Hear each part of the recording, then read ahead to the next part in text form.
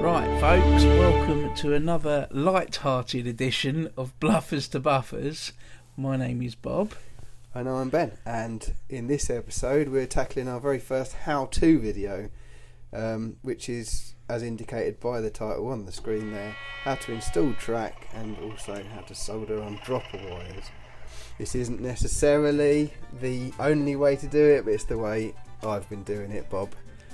I feel this is going to be a truly fascinating edition for myself. Fascinating's a word I'd use. I like to think that you will come out of this knowing how to install a bit of track and possibly solder on some dropper wires, if nothing else. I like to think of every day as a school day. So, I recorded this video earlier in the year, so we're going to ad-lib a bit.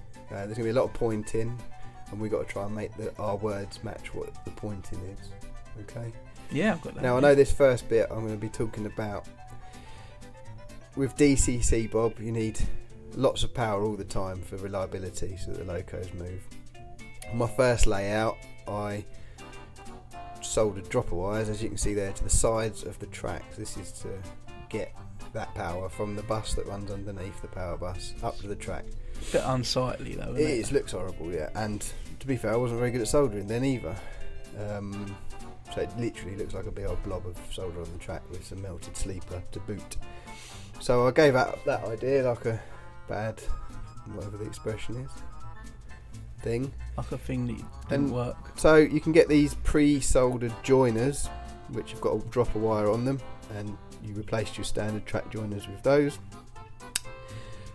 Get the dropper wire onto your bus, and there's power transmitted that route, but then you're relying on the contact, Bob, of that dropper on each section of track. Are you suggesting that maybe they're not up to the job sometimes?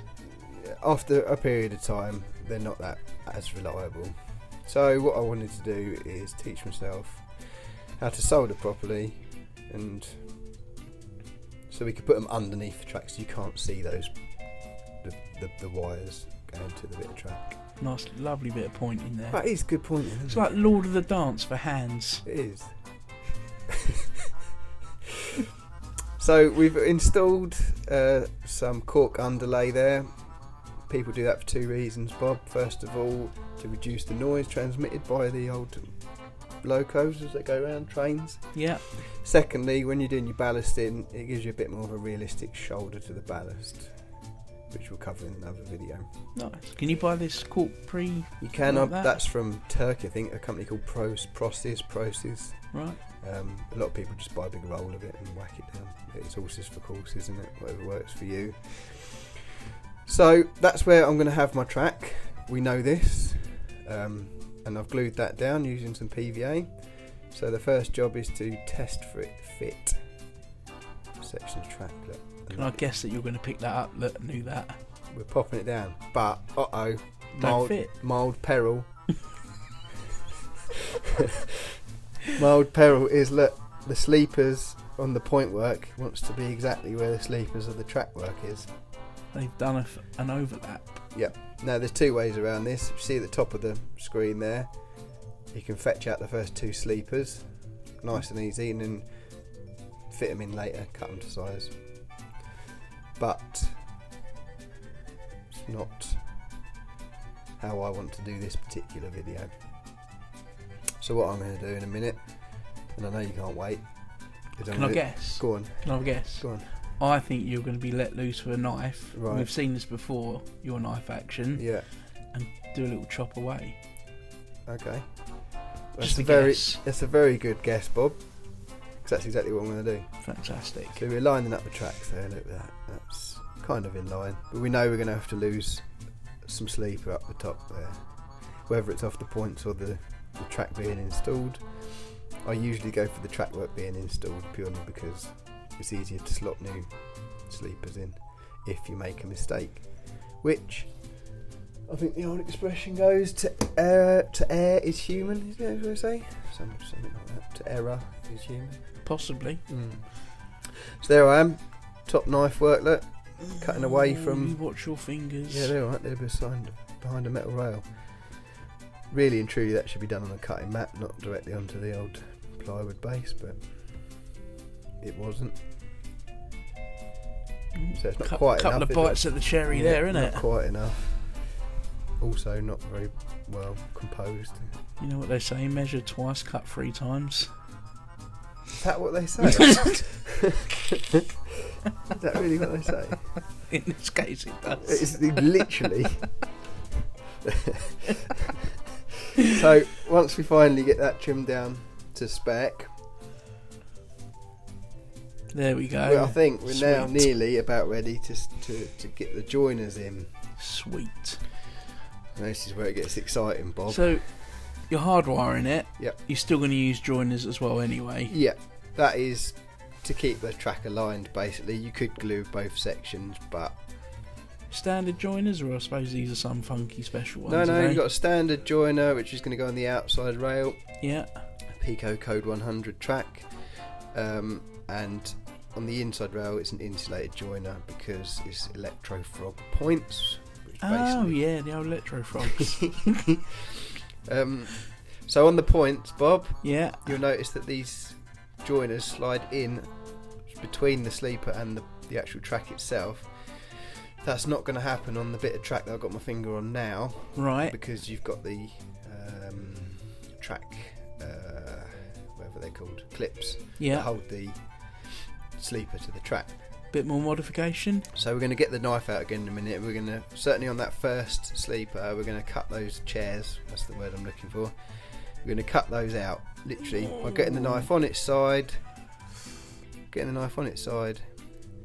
and just not cutting towards oneself. But I'm trying to do it for the camera, so just, bear with me. If there are any kids watching this, Don't do it like this. do not do it like this. Get a responsible adult, which isn't me. Don't get Ben to do do it. Don't So, be emailing us because we ain't coming it's round. literally, Bob, it's because I'm trying to do it for the camera. Oh, I because understand. It's important. You don't have to justify Alright, it to okay. me.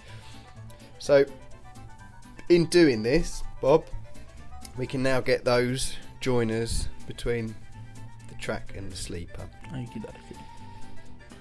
Now, That's still looking realistic. indeed, if a little trick I like to do, if I was, if it wasn't an insulated joiner there, if it was 2 bits of track, I don't want to keep some bits removable, like where I traverse 2 baseboards. What I do is take the chairs off of the first 2 sleepers on the track either side, and then you can slide the joiner up the metal rail, drop the track in, then slide it back along. So you've essentially got a little removable section of Like track. a quick release type Yeah. thing almost. Right, understood. And you've still got the sleepers there. So that's in. That's where I'm going to want the track, Bob. I think this is either going to be the branch line entrance into the station, or it might be a head shunt. I don't really know yet. It's No, an ever evolving thing. What we've done now, got ourselves a little Sharpie. Look. See how good Magic that pointing is. markers. Oh, yeah, it's unbelievably good. See, and you'll also note there's a faint line on the wood there. That's telling me, Bob, where underneath the baseboard I've got a brace, wooden brace. Don't drill through the wooden brace. No, exactly. So I'm pointing there with the Sharpie because I'm about to mark out where we're going to drill our baseboard for the dropper wires to go through. And I'm currently indicating on the underside of the track, I'm looking for a section which has got 2 sleepers that are joined together. So there's a bit of webbing between the 2 sleepers. Now I've had a look, baseboard level, and I know that where I'm marking there, I've got a lovely bit of plastic underneath. And I'm basically filling in the gap between the 2 rails and the 2 sleepers right the way across. Yeah, we're going to change camera in a minute. Look at this. See that black line? I see the black line. So when we lift the track up in a minute, because I've drawn that from above, there's going to be a gap both sides where the track is. Exactly where the track is. I know now that if I drill a little hole there, where each of them gaps are, Yep. the wire can drop through and I can pop my track back at the end of it and it's going to be in the right place. Amazing. Are you still with me, Bob? And I've also, because I used a permanent marker, got permanent marker on the track itself, and I know which bits of webbing I now need to cut out because, Bob, You've got markings on it. and that at the underside there is exactly where we're going to be soldering the 2 dropper wires. Brilliant. So when I put that little track back on that baseboard, it's all going to line up. Everybody's going to be happy, most specifically me. I like to think that this is really going to help somebody. Do you know what? I learnt it by watching videos on the internet. I'm not going to lie to you. So, and everyone has their own way of doing it. And I'm not sure we've got the reputation yet. No, everyone starts somewhere. And for me, this works the best. It keeps those solders hidden. Yeah. It's neat and tidy. It's a bit more tricky around corners. We'll cover that another day because I don't think we can stand the excitement today. Look at that bit of brushwork there. So I've just drilled the 2 holes where the gaps were. Now it looks like there's no gaps. But you know why that is? Because it's cork. It's got 2 holes there. Right. And the holes are black, so it looks like it's one black line rather than... Do you know what I mean? Like an optical illusion. So anyway, I've put the track back on. I've put the track back on, and those holes are directly underneath those exposed bits of rail. And I know now. Is there a little cheat or something you could do maybe so you know which one to put the black and the red Well, wire funny on? that. I always go black to the back, so I always know that the rail at the back is the black one. You've got a little bit of like a lefty, loosey, righty, tighty slang thing. And what I'm doing there, I'm just popping a little bit of black marker on the sleeper. I'm going to flip it over, or on the rail actually, looking at it. And I'm going to colour in just a little section either side. So I know when I go over to my soldering iron bench, no messing about. That is where the black wire is going. Nice. Because it can be confusing when you turn the rail over. It's all back to front, isn't it? Like a mirror image. Quick cup of tea. Milk in first? Nope. So here we can see my soldering essentials. Little third hand there for holding the track. Little helper. Yeah. If you tap on it, makes life better. It does. Always a little tap on something. Have you got some flux? Yes. So you see that I'm about to go through my tools and equipment. Here we go. Soldering iron, Sealy, nice. Nothing special. I like to see you. I'm on my second nib, Bob. Really? Yeah, that's how much soldering I've done. Here we got some flux. Again, nothing special. Applicator nail. You can use anything you like to apply it. I found a nail. That's what I use.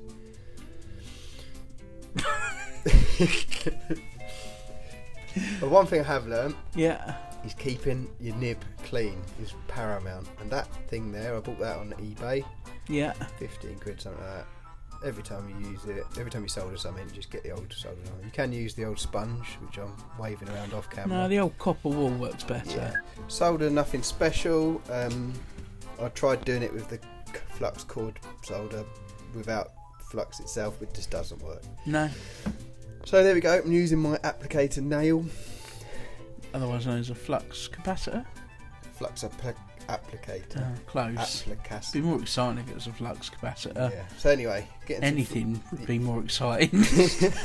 Brilliant. So I've got some flux on the back of them rails. I've gone early on the flux because what I'm actually going to do first is tin the wires. Tin the wires. These are what I'm using for dropper wires, just automotive wire, very thin. Is there a particular gauge that you would suggest? The gauge I'm using, I will try and remember what it is and pop it on the screen, probably about now. I feel an edit coming on. But they don't need to be that thick. People use thinner wire than this still, but because the current's not massive with these. So what I'm going to do is tin these wires, and that basically involves Bob just getting a little bit of solder on them, so they're ready to go. So you'll flux them up first? I'm going to flux them up first using the age-old method of dipping. Oh right, I'm looking forward to this. Yeah. Anytime I'm obviously now. saying something quite important. Yeah. But I am going to tin them first, and I'm going to use them to point as well. Classic technique. Yeah. So here we go. Here we go. Wallop. They're well fluxed now, aren't they? I didn't even need to use the nail. So they're ready, and this is my preferred technique for tinning the wire. Other techniques are available. We get the soldering iron in a position that is accessible. Pop the wire on the heated tip. And just pop the solder on the wire, and it will just flow across it. Lovely. Now I know a little bit about soldering because I used to solder up guitar electrics, oh, yeah. and that is the correct way. Well, that's good. See, okay, I've learned that doing this model railway. I didn't know how to solder properly before doing this model railway. So we've got 2 tinned wires that they're ready to rock and roll. So what I'm going to do now, I hope, That's it. I'm going to point at the track. That's the next step you have I'm to going do. to clean my nib. Cleanliness is next to godliness. Give it a good old clean up. And now I'm going to get some solder on the back of them rails.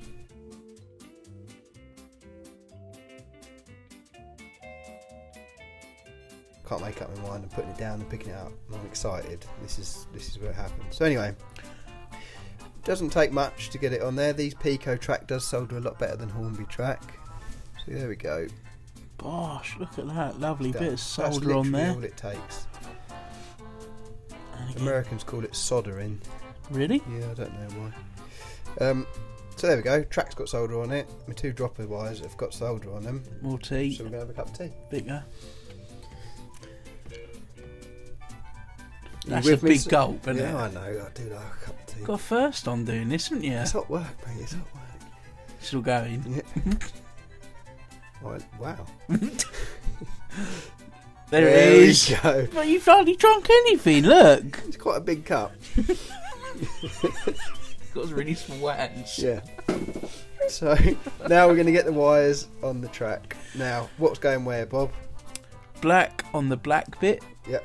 Because black on the back. And then red on the bit that's not got the black bit This on. bit's real quick as well. You don't need to mess around.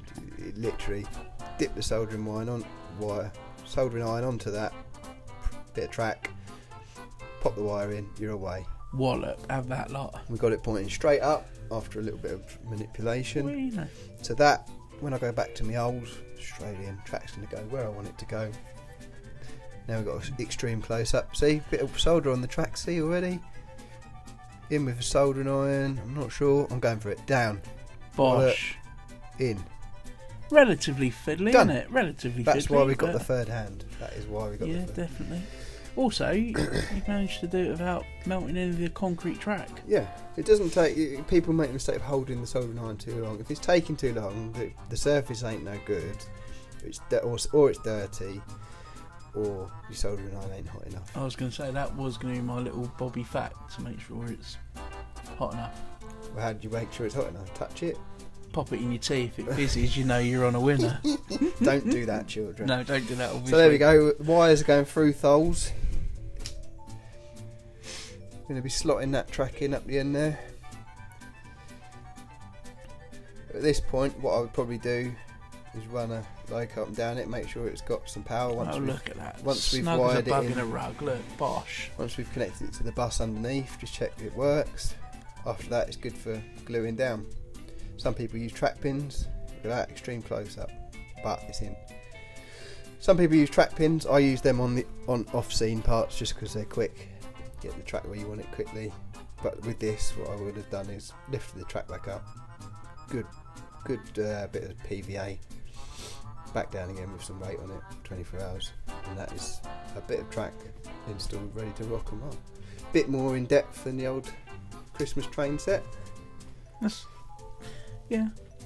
We do that on every single bit of track. Well, I've done it on every single bit of track just to make sure, because these DCC That's a good locos, few hours on your shed, isn't it? yeah, these DCC locos take a lot of.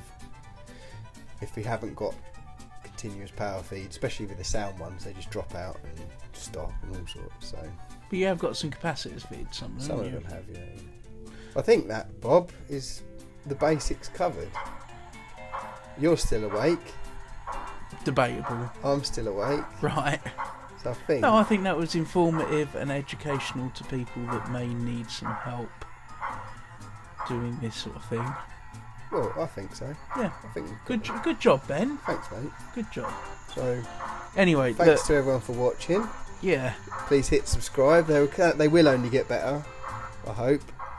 This was our first how-to at the end of the day, wasn't it? How So, to. please subscribe. And where else can we be found? Okay, so if you're still interested in what we're doing, check us out at RKE Junction or Red Knob End Junction on Facebook, and what's the other thing? Instagram. Or Bluffers to Buffers on the old YouTube of Joy. They'll know that because they've just been watching it. And What- subscribe. Subscribe is key. Yeah. Please subscribe. And like we said, hopefully you found this helpful. Any questions? Get them on the old bit down the bottom. Yeah, leave some comments. Let us know what you like and don't like. if you're still awake, and then we'll go from there. Okay, thanks for watching. Bye-bye. Bye.